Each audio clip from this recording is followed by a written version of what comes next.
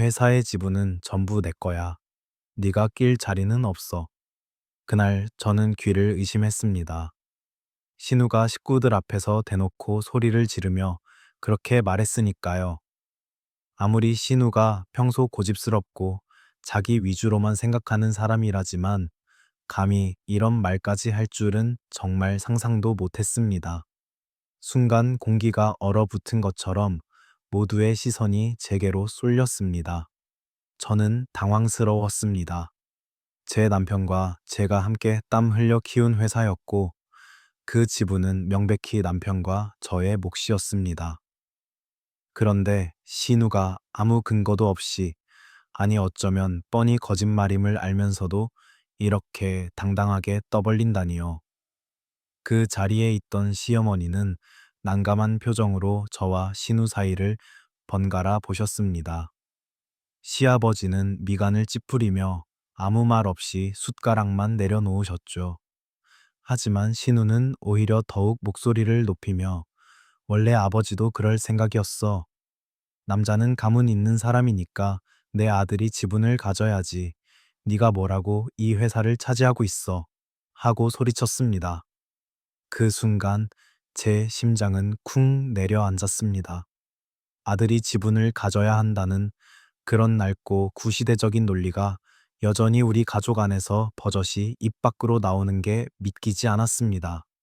하지만 더 충격적인 건 이 말이 단순한 고집이 아니라 신우가 의도적으로 우리 부부를 몰아내려는 수단이라는 걸 직감했기 때문입니다.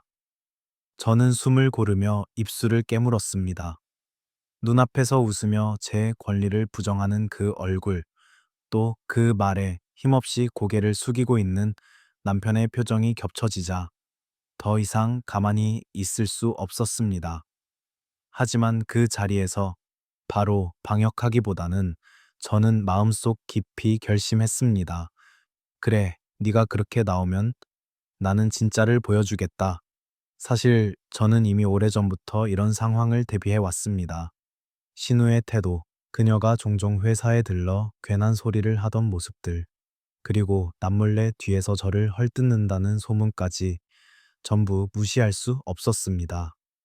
그래서 저는 조용히 하지만 철저히 증거를 준비해 왔습니다. 그날 저녁 집으로 돌아온 뒤에도 제 귀에는 신우의 목소리가 계속 맴돌았습니다. 네가 낄 자리는 없어. 그 한마디가 마치 제 존재 자체를 부정하는 것처럼 들려 가슴이 먹먹했습니다. 하지만 곧 제 손은 서류철을 향해 움직이고 있었습니다. 깔끔하게 정리된 주식 증서, 공증 도장, 그리고 변호사와 함께 확인한 모든 계약서가 제 손 안에 있었습니다. 저는 서류를 꼭 쥐며 속으로 다짐했습니다. 이번엔 네가 무릎을 꿇을 차례야. 그리고 그 다짐은 머지않아 눈앞에서 현실이 되어가고 있었습니다. 제가 결혼을 하고 이 집안의 며느리가 된 지도 어느덧 7년이 넘었습니다. 그동안 저는 늘 조용히 묵묵히 제 자리를 지키며 살아왔습니다. 남편과 함께 회사를 일구고 또 작은 가정을 지키며 하루하루를 바쁘게 보냈죠. 겉으로 보기엔 평범하고 심지어 안정된 삶처럼 보였을지 모릅니다. 하지만 가족 안에서의 분위기는 달랐습니다.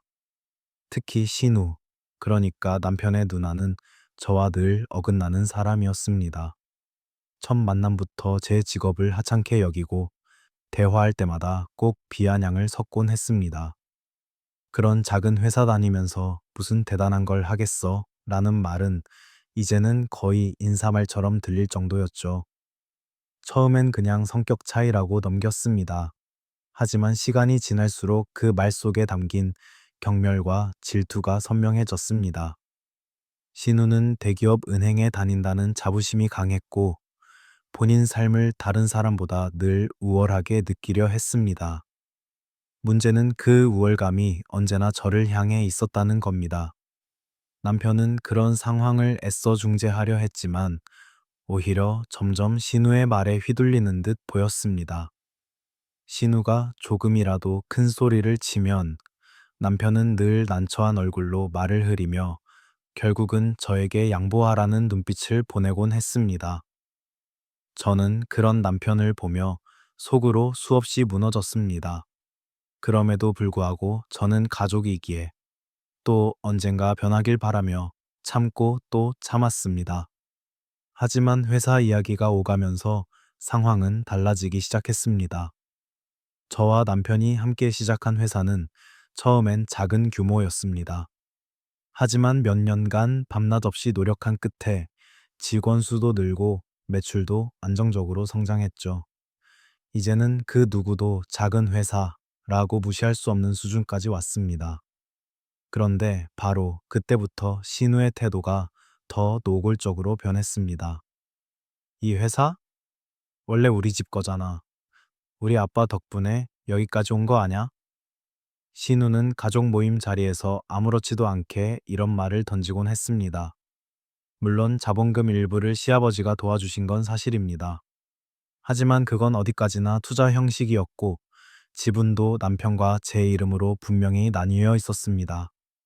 저는 늘 조용히 대응했습니다. 시아버지 앞에서 괜히 목소리를 높이고 싶지 않았고 또 혹여 괜한 불화가 생기면 남편이 곤란해질까 싶었기 때문입니다. 하지만 마음 한구석에서는 점점 불안이 자라났습니다. 혹시 저 사람이 정말 무슨 꿍꿍이를 꾸미고 있는 건 아닐까? 그리고 그 불안은 현실이 되었습니다. 신우가 회사에 직접 찾아와 임원들 앞에서 제 존재를 부정하며 큰 소리를 쳤던 그날, 저는 더 이상 뒤로 물러설 수 없음을 깨달았습니다. 회사 사람들까지 보는 앞에서 저를 주제 넘은 며느리라 부른 그녀의 얼굴, 그 오만한 표정은 제 기억에서 쉽게 사라지지 않았습니다.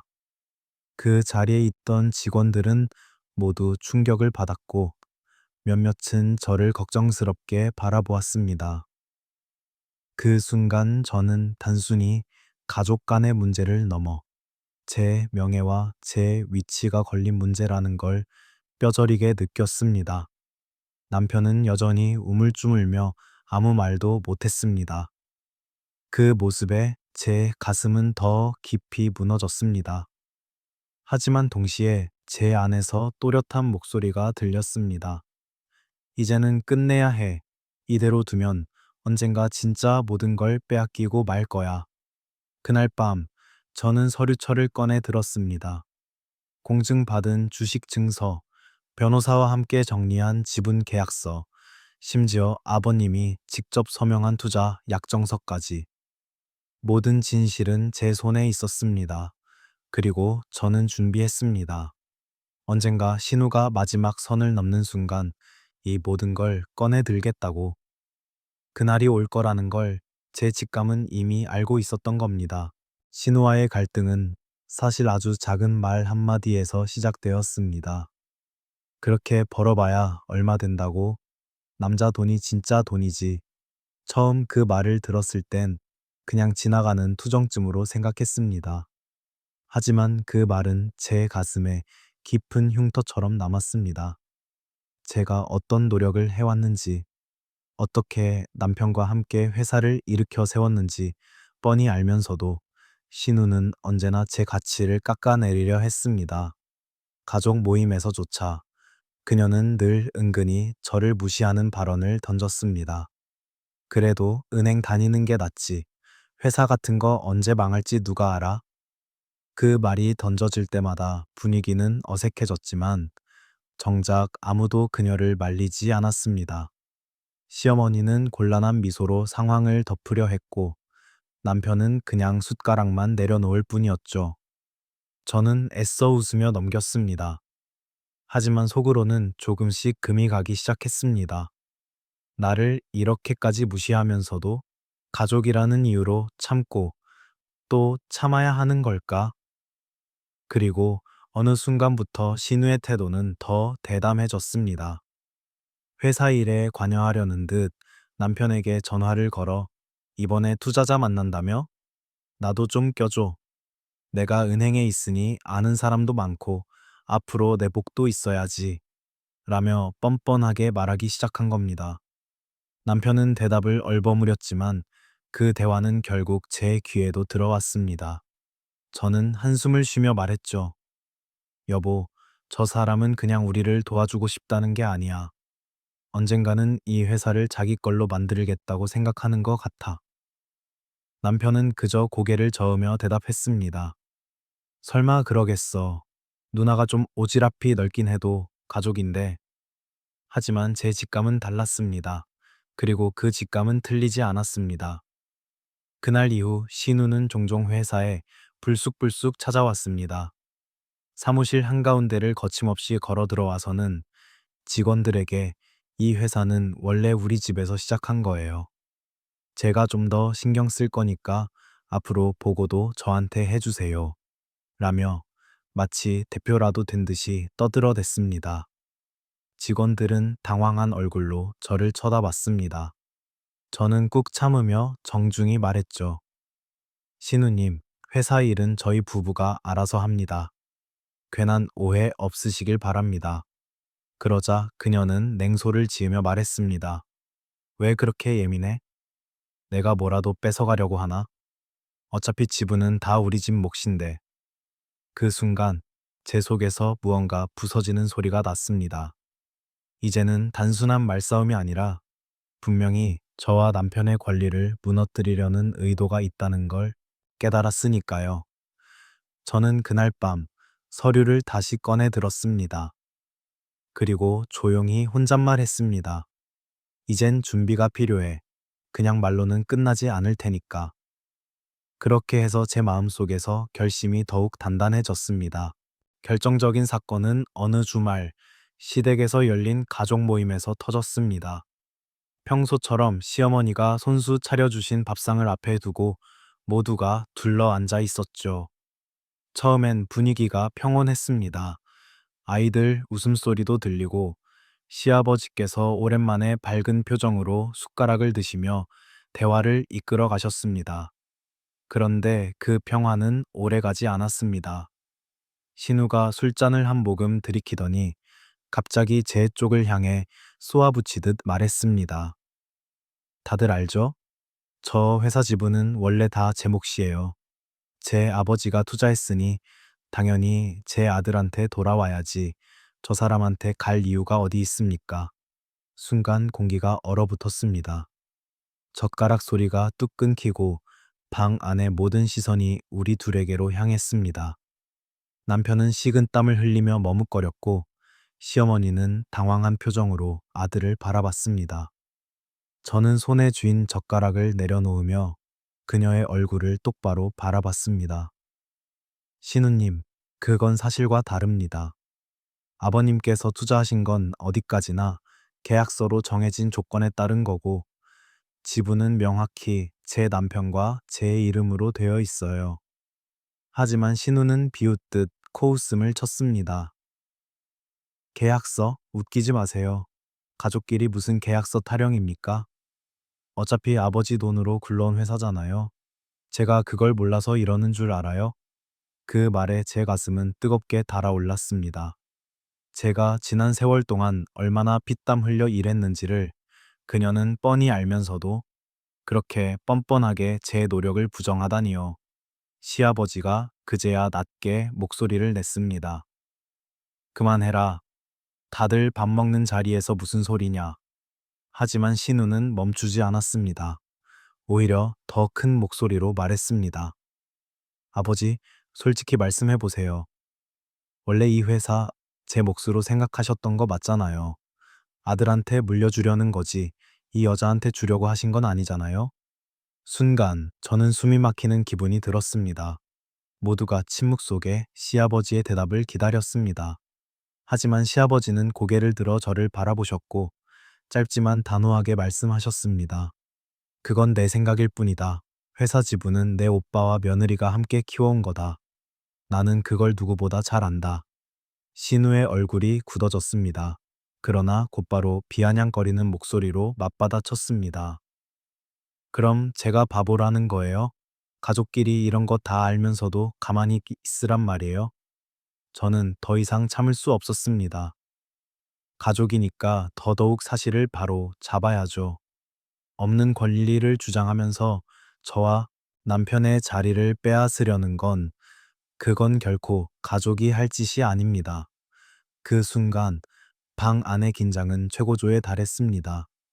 남편은 얼굴이 하얗게 질린 채 아무 말도 하지 못했고 시어머니는 눈치를 보며 연신물잔을 입에 가져갔습니다. 하지만 저는 결심했습니다. 더 이상 침묵하지 않겠다고. 제가 그날 느낀 감정은 단순한 분노가 아니었습니다. 그건 제 존재 자체를 부정당했다는 모멸감이었고 제 삶을 지키기 위한 본능적인 몸부림이었습니다. 그리고 그 순간부터 저는 마음 깊이 다짐했습니다. 다음번엔 그냥 말로 끝내지 않겠다. 증거로, 진실로 모든 걸 바로잡겠다. 그날 가족 모임은 결국 어색한 침묵 속에서 마무리되었습니다. 시아버지의 단호한 한마디가 신우의 입을 잠시 막아놓긴 했지만 그녀의 눈빛은 결코 물러선 사람이 아니었습니다. 저는 직감했습니다.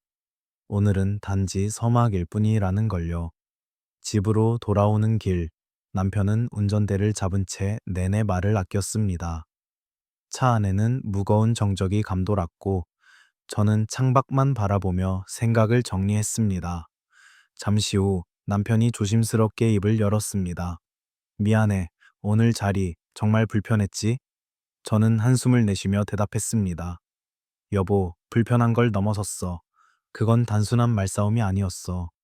언젠가는 우리 걸 빼앗겠다는 의도가 분명했어. 남편은 억지로 미소를 지으며 고개를 저었습니다. 설마 그러겠어. 누나가 좀 세게 말하긴 해도 피가 섞인 가족인데 그렇게까지는 안 할 거야.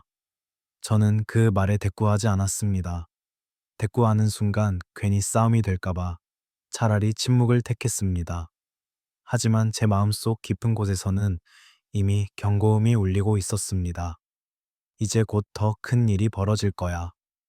며칠 후 뜻밖에도 신우에게서 전화가 왔습니다. 평소처럼 싸늘한 어투가 아니라 의외로 부드러운 목소리였습니다. 지난번엔 내가 좀 심했지? 미안해. 괜히 분위기를 깨버렸네. 앞으로는 조심할게. 순간 저는 혼란스러웠습니다. 정말 반성하는 걸까? 아니면 또 다른 수작일까? 하지만 목소리만큼은 의외로 진심처럼 들렸습니다. 저도 어쩔 수 없이 답했죠. 알겠습니다. 앞으로 그런 일 없었으면 좋겠네요. 그리고 잠시 동안은 정말로 평화가 찾아온 듯 보였습니다. 회사에도 나타나지 않고 가족 모임에서도 특별히 저를 곤란하게 만들지 않았습니다.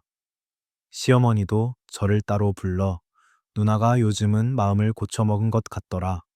조금은 이해해보라. 고 말씀하셨습니다. 그 말을 들었을 때 제 마음은 반쯤 놓여버렸습니다. 혹시 내가 너무 예민했던 건 아닐까? 정말로 신우가 잠시 욱해서 그랬던 건 아닐까? 그렇게 며칠을 조심스럽게 안도의 시간을 보냈습니다. 하지만 세상 일은 언제나 그렇듯 평화는 오래가지 않았습니다. 회사로 출근한 어느 날 직원 한 명이 제게 조심스레 다가와 말했습니다. 대표님, 저 좀 이상한 얘기를 들었는데요. 신우님이 다른 직원들한테 앞으로 회사는 자기 몫이라고 말하고 다닌다던데 사실인가요? 그 순간 저는 등골이 서늘해졌습니다. 겉으로는 미안하다며 물러선 척하더니 뒤에서는 오히려 더 노골적으로 행동하고 있었던 겁니다. 저는 억눌린 감정을 꾹 눌러 담으며 직원에게 말했습니다. 신경 쓰지 마세요. 근거 없는 말이니까요. 하지만 앞으로 누가 그런 말을 하든 저한테 바로 알려주세요. 직원이 고개를 끄덕이고 돌아서자 저는 자리에서 일어나 창밖을 바라봤습니다. 차가운 겨울 바람이 유리창 너머로 스쳐 지나가는 걸 보며 제 마음은 다시 얼어붙는 것 같았습니다. 역시 예상대로야. 절대 쉽게 물러설 사람이 아니지. 그렇다면 나도 준비를 시작해야 돼. 그 순간 책상 서랍 속에 넣어둔 서류철이 제 눈앞에 아른거렸습니다. 그 안에는 모든 진실이 그리고 모든 방역의 열쇠가 들어 있었으니까요. 며칠 동안은 아무 일도 없는 듯 조용했습니다. 하지만 그 고요는 폭풍 전에 잠깐의 정적일 뿐이었습니다. 회사 회의가 한창 진행되던 어느 날 문이 벌컥 열리더니 신우가 당당하게 들어왔습니다. 직원들과 임원들이 모두 다 놀란 눈빛으로 고개를 들었죠. 저는 그 자리에서 얼어붙은 차에 그녀를 바라봤습니다. 여기 앉아야지. 그녀는 당연하다는 듯 빈자리에 앉더니 노트북도 없는 채 회의를 주도하려는 태도를 보였습니다. 오늘 안건이 뭐예요? 아, 투자건 말고 인사 이동부터 얘기하죠. 앞으로 제 목도 챙겨야 하니까. 직원들의 얼굴이 순간 굳어졌습니다. 당혹스러운 시선이 제게로 향했고 저는 깊게 숨을 들이켰습니다. 신우님, 이 자리는 회사 경영진 회의입니다. 외부인이 참석할 수 없는 자리예요. 제 목소리는 최대한 침착하려 애썼지만 속에서는 분노가 치밀어 오르고 있었습니다. 하지만 그녀는 비웃음을 지으며 말했습니다. 외부인? 웃기고 있네. 이 회사는 원래 우리 집 거예요. 지분은 다 내 몫인데 내가 왜 외부인이야? 그 순간 회의실 안의 공기가 무너져 내린 것 같았습니다. 몇몇 직원은 불안한 눈빛으로 서로를 바라봤고 어떤 이는 고개를 숙인 채 조용히 메모만 하고 있었습니다. 저는 그녀를 똑바로 바라보며 단호히 말했습니다. 근거 없는 말씀은 그만하세요. 지분 구조는 이미 명확히 정리되어 있고 관련 서류도 다 있습니다. 하지만 그녀는 아랑곳하지 않았습니다. 오히려 더 큰 소리로 외쳤습니다. 그래요? 그럼 어디 한번 내놔보시죠. 계약서든 증서든 내가 보기에 그건 다 눈속임일 뿐일 거예요. 아버지가 투자했는데 왜 내 몫이 없겠어요? 그 순간 제 눈앞이 아득해졌습니다. 단순히 말싸움이 아니라 제 존재와 노력 자체를 송두리째 짓밟는 말이었으니까요. 회의실에 앉아있던 사람들 앞에서 제가 일군 회사와 제 위치가 모조리 무너지는 듯한 기분이었습니다. 남편은 그 자리에 있었지만 끝내 아무 말도 하지 못했습니다. 그는 얼굴이 창백해진 차에 손가락만 꼼지락거리며 의자에 앉아 있었습니다. 그 모습을 보는 순간 제 가슴은 더 깊이 무너졌습니다. 왜 이 모든 순간에 그는 침묵만 하는 걸까? 저는 결국 자리에서 일어나 말했습니다. 이런 식으로 회사를 흔드는 일은 오늘로 끝내야 합니다. 더는 묵과하지 않을 겁니다. 그러자 신우는 비웃음을 지으며 마지막으로 한마디를 던졌습니다. 끝내? 웃기지 마. 네가 뭘 할 수 있다고 생각해? 결국엔 다 내 발밑에 무릎 꿇게 될 거야. 그 말은 칼날처럼 제 가슴을 베어냈습니다. 저는 치밀어 오르는 분노를 억누르며 회의실 밖으로 나와 문을 닫았습니다. 손은 떨렸고 눈에는 눈물이 맺혔습니다. 하지만 울 수는 없었습니다. 직원들이 보는 앞에서 무너질 수는 없었으니까요. 사무실로 돌아와 의자에 앉았을 때 제 머릿속에 단 하나의 생각만 맴돌았습니다. 이젠 끝이다. 오늘 이 순간부터 나는 준비한 모든 걸 꺼내들겠다. 서랍 속 서류 처리 다시 제 손에 닿았습니다. 주식 증서, 공증 도장, 그리고 변호사의 서명이 담긴 계약서들. 진실은 이미 제 손에 있었고 이제 그것을 세상 앞에 드러낼 차례가 가까워지고 있었습니다. 그날 회의 이후 저는 집으로 돌아와 서류철을 다시 꺼내 놓았습니다. 손끝이 서류 위를 스칠 때마다 제 심장은 두근거렸습니다. 분명히 이 안에는 모든 진실이 들어 있었습니다. 하지만 아직 꺼낼 때가 아니었습니다. 왜냐하면 신우가 스스로 무너질 수밖에 없는 순간을 기다려야 했기 때문입니다. 며칠 뒤 회사 직원 한 명이 제게 다가와 조심스럽게 말을 꺼냈습니다. 대표님, 어제 신우님께서 투자자 미팅에 직접 찾아오셨다고 들었는데 사실인가요? 저는 놀라 눈을 크게 떴습니다. 투자자 미팅에?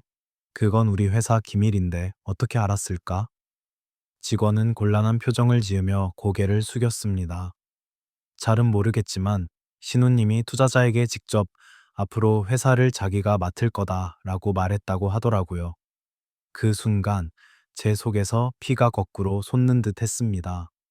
겉으로는 반성하는 척 미안하다는 말까지 하더니 뒤에서는 더 큰 그림을 그리고 있었던 겁니다. 그날 밤 저는 잠을 이루지 못했습니다. 머릿속에는 신우의 목소리가 맴돌았습니다. 결국엔 다 내 몫이야. 네가 뭘 할 수 있다고 생각해? 저는 깊은 한숨을 내쉬며 서류처를 다시 펼쳤습니다. 계약서 첫 장에 찍힌 굵은 도장, 그리고 주식 증서에 적힌 제 이름, 그것들을 바라보며 생각했습니다. 네가 아무리 떠들어도 결국 진실은 여기 있다. 그리고 그 순간 저는 아주 미묘한 점을 발견했습니다. 며칠 전 신우가 제게 던졌던 말, 아버지가 원래 내 몫으로 생각하셨다는 그 발언이 떠올랐습니다. 그런데 제가 가지고 있는 계약서 안에는 아버님이 직접 남긴 짧은 메모가 있었습니다. 이 회사는 두 사람이 함께 키워온 것이니 누구의 간섭도 없어야 한다.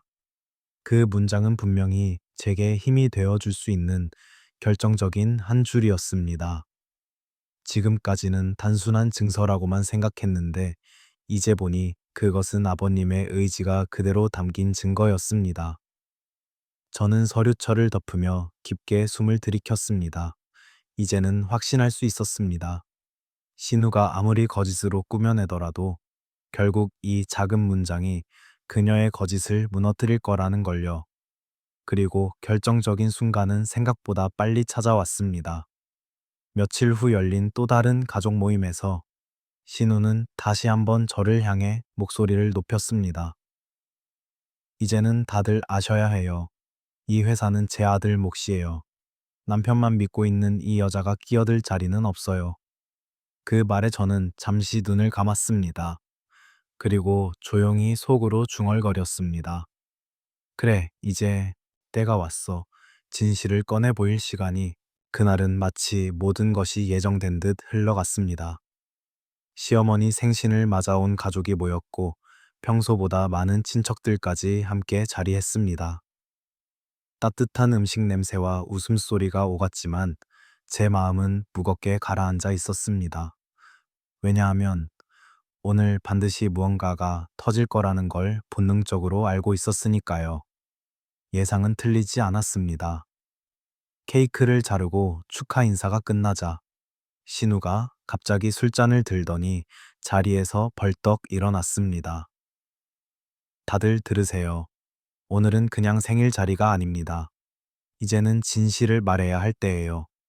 우리 집 회사, 그 지분은 원래 다 제 몫입니다. 순간 숟가락과 젓가락이 멈췄습니다. 친척들의 웃음소리가 끊기고 방 안 공기는 무겁게 가라앉았습니다. 신우는 당당한 얼굴로 이어 말했습니다. 아버지가 투자했으니 당연히 제 아들, 그러니까 우리 집 혈통이 이어받아야죠. 며느리가 낄 자리는 없습니다. 다들 그렇게 생각하지 않으세요? 저는 차가운 숨을 내쉬며 그녀를 똑바로 바라봤습니다. 그 순간이 왔다는 걸 알았으니까요. 신우의 말에 몇몇 친척들이 웅성거리기 시작했습니다. 누군가는 고개를 끄덕였고 또 누군가는 난처한 표정을 지었습니다. 하지만 아무도 확실한 대답을 내놓지는 못했습니다. 시아버지는 조용히 술잔을 내려놓고 눈을 감으셨고 시어머니는 얼굴이 하얗게 질린 채 말릴 기회를 찾고 계셨습니다. 그때 저는 자리에서 천천히 일어났습니다. 방 안에 모든 시선이 제게 향했습니다. 제 손에는 두꺼운 서류철이 들려 있었습니다. 신우님, 그렇게 확신하신다면 오늘 이 자리에서 확실히 해야겠네요. 제 목소리는 떨리지 않았습니다. 오히려 또렷하게 울려 퍼졌습니다. 저는 서류철을 탁 펼쳐들고 한 장의 계약서를 꺼내 높이 들었습니다. 여기 있습니다. 주식증서, 공증도장, 그리고 아버님이 직접 서명하신 투자 약정서까지 모든 게 제 남편과 제 이름으로 되어 있습니다. 어디 한번 확인해 보시겠어요? 순간 방 안이 얼어붙었습니다. 친척들이 숨을 죽인 채 그 종이를 바라봤고 신우의 얼굴은 점점 굳어져 갔습니다. 거짓말이야. 그런 건 꾸며낸 거야. 그녀가 외쳤습니다. 하지만 제 손에 들린 서류는 이미 친척들의 눈앞에 분명하게 존재하고 있었습니다. 저는 이어서 한 장의 메모를 꺼냈습니다. 바로 아버님이 남긴 짧은 문장이 적힌 메모였습니다. 이 회사는 두 사람이 함께 키운 것이니 누구의 간섭도 없어야 한다. 그 문장을 소리내어 읽는 순간 방 안은 완전히 정적에 휩싸였습니다. 친척들은 놀란 눈빛으로 서로를 바라봤고 시아버지는 천천히 고개를 끄덕였습니다. 맞다. 그건 내 손으로 직접 남긴 말이다.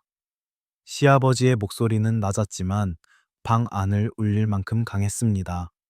신우의 얼굴이 새파랗게 질렸습니다. 그녀는 뭐라 변명하려 했지만 목소리가 떨려 말이 나오지 않았습니다. 저는 조용히 그녀를 바라보며 마지막으로 말했습니다. 이제 더 이상은 거짓말로 우리를 흔들 수 없을 겁니다. 진실은 이미 드러났으니까요. 그 순간 신우의 어깨가 축 늘어졌습니다. 방 안의 모든 시선 앞에서 그녀는 더 이상 발뺌할 수 없었습니다. 방 안은 한동안 숨소리조차 들리지 않을 만큼 고요했습니다.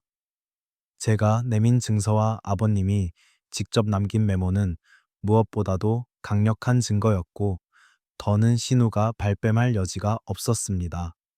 하지만 그녀는 쉽게 물러서지 않았습니다.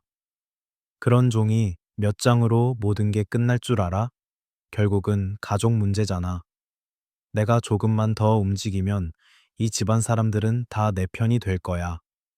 신우의 목소리는 떨리고 있었지만 여전히 억지를 부리려는 기세를 잃지 않았습니다. 그러나 친척들의 표정은 이미 싸늘하게 변해 있었습니다. 아버님의 확인까지 있었으니 누구도 그녀의 주장을 더는 믿지 않았습니다. 저는 그녀를 똑바로 바라보며 천천히 말했습니다. 신우님, 이제는 인정하셔야죠. 가족이라는 이름으로 누군가의 노력을 짓밟는 건 더 이상 용납되지 않습니다. 그러자 옆에 앉아있던 작은아버지가 조용히 한마디 던지셨습니다. 네가 아무리 내 주장만 고집해도 증거 앞에서는 소용없다. 이제 그만해라. 그 말에 방 안의 공기가 달라졌습니다. 친척들은 고개를 끄덕이며 동조했고 신우는 점점 작아져가는 목소리로 변명만 중얼거렸습니다.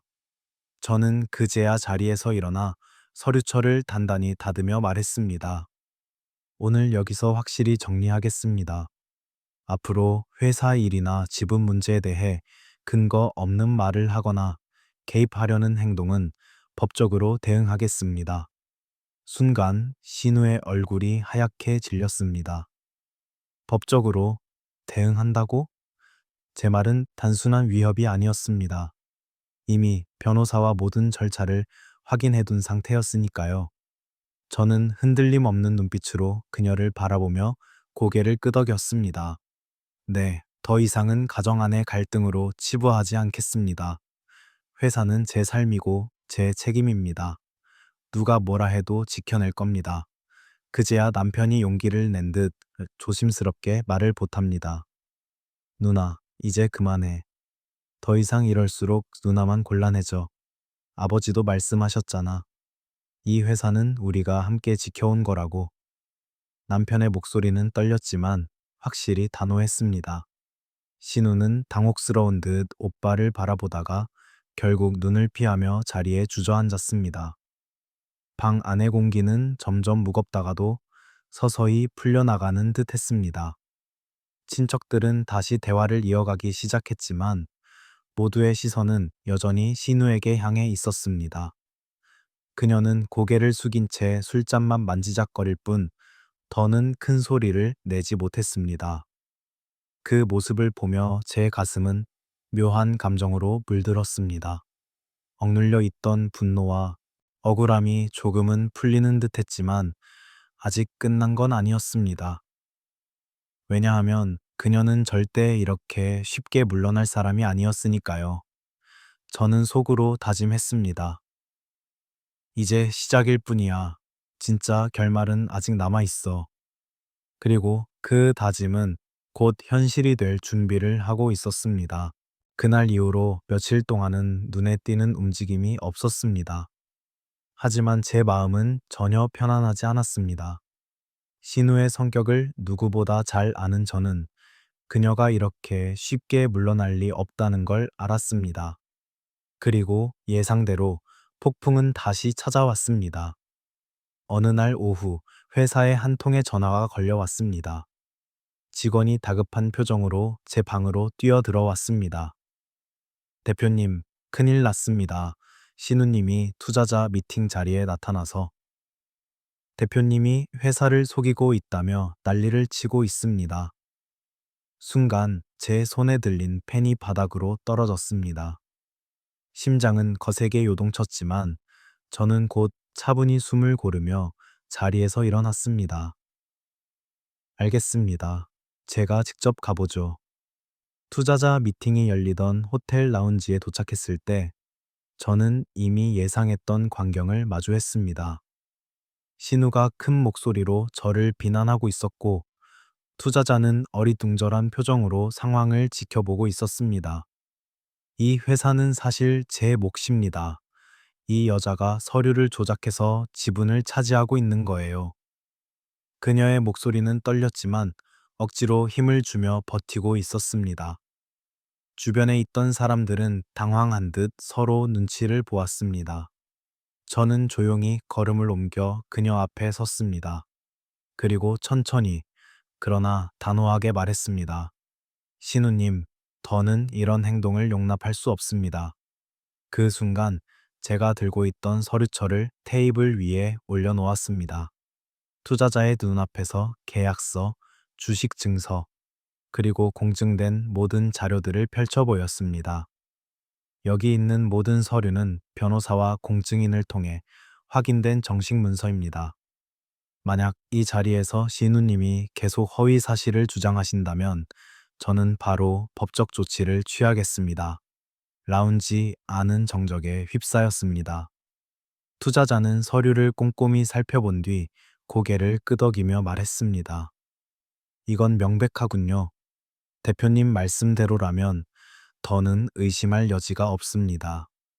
그제야 신우의 얼굴이 창백하게 질렸습니다.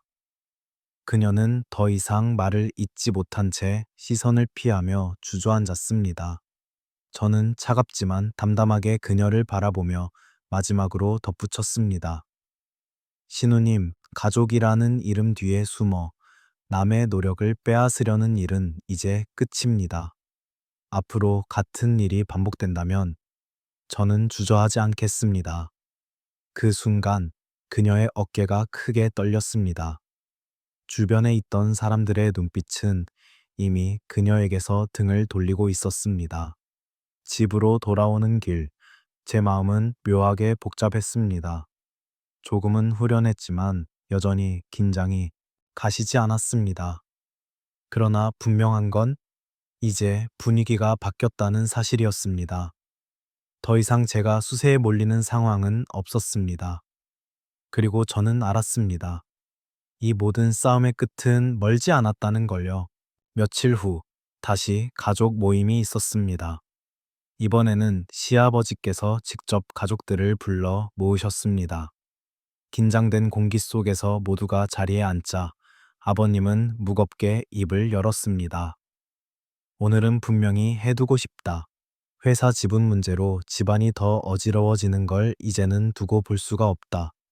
순간 신우의 얼굴이 굳어졌습니다. 그녀는 애써 침착한 척하며 고개를 들었지만 눈빛은 이미 흔들리고 있었습니다. 아버님은 천천히 서류철을 꺼내 가족들 앞에 내놓았습니다. 이건 내가 직접 확인하고 공증까지 마친 문서다. 회사 지분은 오로지 내 오빠와 며느리의 몫이다. 앞으로 이 문제로 더 이상 입을 여는 사람은 내 자식이 아니다. 그 말은 마치 벼락처럼 방 안을 울렸습니다.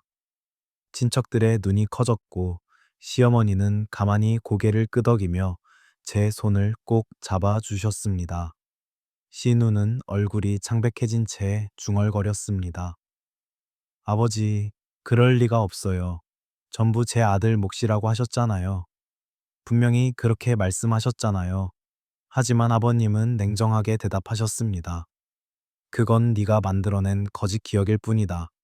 나는 그런 말을 한 적이 없다. 그 순간 신우의 눈가가 흔들렸습니다. 그녀는 손으로 테이블을 붙잡으며 자리에서 일어나려 했지만 다리에 힘이 풀린 듯 주저앉고 말았습니다. 방 안의 모든 시선이 그녀에게 쏠렸고 더 이상 그녀를 두둔하는 사람은 아무도 없었습니다. 저는 조용히 그녀를 바라보며 한마디만 던졌습니다. 이제는 받아들이세요. 거짓은 오래가지 못합니다. 그리고 가족이라는 이름을 내세워 누군가를 짓밟으려는 순간 결국 자신이 무너질 뿐입니다. 그 순간 신우의 어깨가 크게 떨리더니 눈물이 터져 나왔습니다. 하지만 그 눈물은 후회의 눈물이 아니라 분노와 억울함에 뒤섞인 눈물이었습니다. 그러나 이제는 아무도 그녀를 위로하지 않았습니다. 식탁은 조용히 다시 이어졌지만 분위기는 완전히 달라져 있었습니다. 친척들의 대화는 더 이상 신우를 중심으로 돌지 않았고 오히려 제게 따뜻한 시선이 모아졌습니다. 몇몇은 조용히 제게 다가와 그동안 얼마나 힘들었냐 라며 위로를 건네기도 했습니다. 그날 밤 집으로 돌아오는 길에 창밖을 바라보며 저는 깊게 숨을 내쉬었습니다. 오랜 시간 쌓여온 억울함과 분노가 눈 녹듯 사라지는 기분이었습니다. 드디어 제 자리를 지켜낸 겁니다. 그리고 마음속 깊은 곳에서 속삭였습니다. 이제야 끝이 보인다. 그리고 이번에는 내가 무릎 꿇지 않았다. 오히려 그 사람이 무릎을 꿇었으니까. 신우가 무릎을 꿇은 그날 이후 집안의 공기는 눈에 띄게 달라졌습니다. 그동안 늘 신우의 편을 들어주던 몇몇 친척들마저도 이제는 연락을 끊거나 거리를 두기 시작했습니다. 누구도 공개적으로 그녀의 편을 들어주지 않았습니다. 소문은 순식간에 퍼졌습니다. 신우가 회사 지분을 다 자기 거라고 우기다가 거짓말이 들통나 창피를 당했다더라. 사람들의 입에 오르내리면서 그녀가 그렇게 지키려 했던 체면은 산산이 무너져 버렸습니다. 회사 안에서도 분위기가 달라졌습니다. 그동안 직원들 사이에서는 혹시 신우가 앞으로 회사를 차지하는 게 아닐까 하는 불안이 은근히 퍼져 있었던 모양이었습니다. 하지만 공식적으로 모든 게 정리되자 직원들은 안도의 한숨을 내쉬었고 제게 보내는 신뢰의 눈빛도 달라졌습니다. 어느 날 오랫동안 함께 일해온 과장님이 제 방으로 들어와 웃으며 말씀하셨습니다. 대표님, 그동안 얼마나 힘드셨습니까? 이제야 우리도 안심이 됩니다. 직원들 모두 대표님을 믿고 있습니다. 그 말을 듣는 순간 저는 눈물이 핑 돌았습니다. 그동안 홀로 버틴다고 생각했던 싸움이 사실은 많은 사람의 삶과도 연결되어 있었다는 걸 깨달았기 때문입니다. 반면 신우의 삶은 급격히 무너져 내렸습니다. 회사 일에서 손을 떼게 된 건 물론이고 은행에서 다니던 직장에서도 문제가 생겼다는 소문이 들려왔습니다. 상사와 동료들에게까지 좋지 않은 이야기가 퍼지자 결국 스스로 회사를 그만둘 수밖에 없었다고 했습니다. 그리고 더 이상 그녀를 두둔해줄 든든한 뒷배도 없었습니다. 아버님의 마지막 선언은 단호했고 어머니조차 더는 그녀를 감싸지 않았습니다. 결국 신우는 친척들에게도 외면당하고 홀로 남겨진 듯한 처지가 되어 버렸습니다. 저는 그런 이야기를 들을 때마다 묘한 감정을 느꼈습니다. 솔직히 말해 통쾌한 마음이 없었다면 거짓말일 겁니다. 하지만 동시에 마음 한구석은 씁쓸했습니다.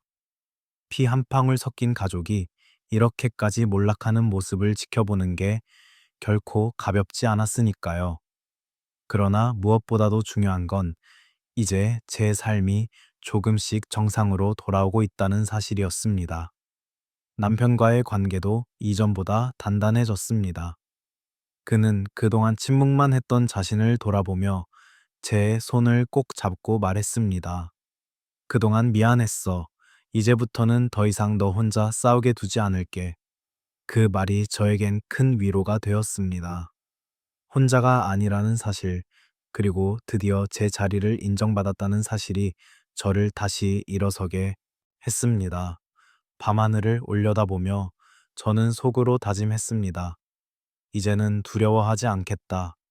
어떤 어려움이 와도 나는 이미 스스로를 지켜낼 수 있다는 걸 알았으니까. 긴 싸움이 끝나고 나서야 저는 비로소 제 마음을 돌아볼 수 있었습니다. 그동안 저는 늘 억울함과 분노 속에서 살았던 것 같습니다. 가족이라는 이름으로 참아야 한다고, 며느리라는 이유로 고개를 숙여야 한다고 스스로를 달래왔습니다. 하지만 이번 일을 겪으며 깨달았습니다. 참는다고 해서 모두가 이해해 주는 건 아니다. 때로는 스스로를 지켜내야만 한다. 저는 제 자리를 빼앗기지 않기 위해 목소리를 냈습니다. 그리고 증거를 준비했고 끝내 진실을 드러냈습니다. 그 과정에서 많은 눈물이 있었고 수없이 무너지고 싶었던 순간도 있었습니다. 하지만 결국 저는 버텼습니다.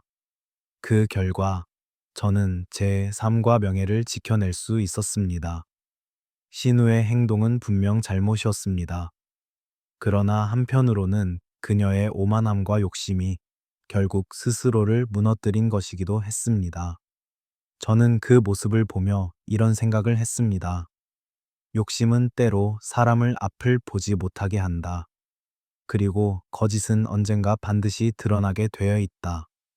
무엇보다도 이번 사건을 통해 가장 크게 느낀 건 가족이라는 이름의 무게였습니다. 가족은 서로를 지켜주고 아껴야 하는 존재입니다. 하지만 그 이름 뒤에 숨어 누군가를 짓밟으려 한다면 그건 더 이상 가족이 아니었습니다. 저는 신우를 원망하면서도 한편으로는 그녀가 조금이라도 달라졌더라면 어땠을까 하는 아쉬움도 남습니다. 하지만 결국 선택은 그녀가 한 것이고 그 결과를 감당하는 것도 그녀의 몫이었습니다. 그리고 제게는 하나의 교훈이 남았습니다. 가족이든 직장이든 세상이든 누군가가 나를 억누를 때 침묵만 하고 있다면 나는 결코 인정받을 수 없다. 하지만 용기 내어 내 목소리를 내는 순간 세상은 달라질 수 있다. 저는 이제 더 이상 예전처럼 고개를 숙이지 않을 겁니다. 그리고 제 이야기를 듣는 분들께도 말씀드리고 싶습니다. 혹시 지금 억울함을 참고 계신 분들이 계신가요? 혹시 가족이라는 이름 혹은 사회적 관계라는 이유로 말하지 못하고 계신가요? 그렇다면 제 이야기가 작은 힘이 되었으면 합니다. 때로는 싸워야 합니다. 때로는 증거를 모으고 목소리를 내고 진실을 밝혀야 합니다. 그 과정이 고통스럽더라도 결국 그것이 나 자신을 지키는 길이기 때문입니다. 이 이야기를 이렇게 끝까지 들으신 여러분께 저는 꼭 묻고 싶습니다. 만약 여러분이 제 입장이었다면 어떻게 하셨을까요? 처음부터 신우와 정면으로 맞서셨을까요? 아니면 저처럼 오랫동안 참으며 상황이 바뀌길 기다리셨을까요? 저는 긴 시간 동안 가족이니까 라는 말에 스스로를 억눌렀습니다. 며느리라는 이름 때문에 괜히 분위기를 더 험악하게 만들고 싶지 않다는 이유 때문에 제 마음을 꾹꾹 눌러왔습니다. 하지만 그 결과는 무엇이었을까요? 오히려 상대는 더 대담해지고 더 노골적으로 제 삶을 흔들려 했습니다. 그때서야 깨달았습니다. 내가 내 삶을 지키지 않으면 그 누구도 대신 지켜주지 않는다. 혹시 지금 이 방송을 듣고 계신 분들 중에도 가족이나 가까운 사람 때문에 억울한 일을 겪고 계신 분이 있을지도 모릅니다. 직장에서 부당하게 대우받는 분, 혹은 친구나 친척에게 상처받은 분도 계시겠죠. 여러분이라면 그 순간 어떻게 하시겠습니까? 저처럼 증거를 하나하나 모으며 결정적인 순간을 기다리시겠습니까? 아니면 더 빨리 목소리를 내어 불합리함을 바로잡으시겠습니까? 정답은 아마도 각자의 상황마다 다를 겁니다. 하지만 분명한 건 침묵 속에서는 결코 세상이 달라지지 않는다는 사실입니다. 저는 여러분의 이야기가 궁금합니다. 만약 이 상황이 여러분의 삶에서 벌어졌다면 어떤 선택을 하셨을까요? 그리고 지금 여러분 곁에 있는 가족이나 지인이 이런 일을 겪고 있다면 어떻게 도와주고 싶으신가요? 댓글로 여러분의 생각을 나눠주세요. 누군가의 경험이 또 다른 누군가에게 큰 힘이 될 수 있으니까요. 그리고 혹시 여러분의 삶 속에도 비슷한 사연이 있다면 저희에게 보내주세요. 언젠가 그 이야기를 함께 나눌 수 있다면 또 다른 누군가가 용기를 얻을 수도 있으니까요. 잠시 눈을 감고 생각해 보셨으면 합니다. 내가 만약 주인공이었다면 나는 어떤 길을 선택했을까? 이렇게 해서 제 긴 이야기는 끝이 났습니다. 처음에는 단순한 오해 같던 일이 결국은 가족의 욕심과 거짓말 때문에 이렇게까지 큰 파란이 되었습니다. 하지만 돌이켜보면 그것은 저를 더 단단하게 만들어준 과정이기도 했습니다. 저는 이제 더 이상 예전처럼 고개를 숙이지 않습니다. 그리고 무엇보다도 제 이야기를 이렇게 끝까지 들어주신 여러분께 진심으로 감사드립니다. 여러분이 귀 기울여 주셨기에 저 역시 제 상처와 교훈을 솔직하게 나눌 수 있었습니다. 혹시 이 이야기를 들으면서 마음 한구석이 울컥하거나 나도 저런 일을 겪어봤다는 생각이 드셨나요? 그렇다면 여러분은 결코 혼자가 아닙니다. 우리 모두는 각자의 자리에서 크고 작은 억울함과 부당함을 마주하며 살아갑니다. 중요한 건 그 순간에 내가 어떻게 선택하느냐는 겁니다. 저는 이번 일을 통해 배웠습니다. 진실은 언젠가 반드시 드러난다. 그리고 용기를 낸 사람만이 스스로를 지켜낼 수 있다. 이 방송을 듣고 계신 여러분도 기억해 주셨으면 합니다. 아무리 힘들고 외로운 순간이라도 침묵하지 마세요. 목소리를 내는 순간 세상은 달라집니다. 오늘 이야기가 혹시 여러분께 작은 위로와 용기가 되었다면 그것만으로도 저는 충분히 보람을 느낍니다. 그리고 부탁 하나 드리고 싶습니다. 이 채널을 구독하시고 알림을 켜두신다면 앞으로도 이런 진솔하고 뜨거운 사연들을 계속 함께 하실 수 있습니다. 언젠가 여러분의 이야기가 이곳에서 소개될지도 모릅니다. 끝까지 함께 해주신 모든 분들께 다시 한번 진심으로 감사드립니다. 오늘도 여러분의 삶이 진실과 용기로 가득하기를 바랍니다. 이상으로 오늘의 사연을 마치겠습니다. 다음 이야기에서 다시 뵙겠습니다. 감사합니다.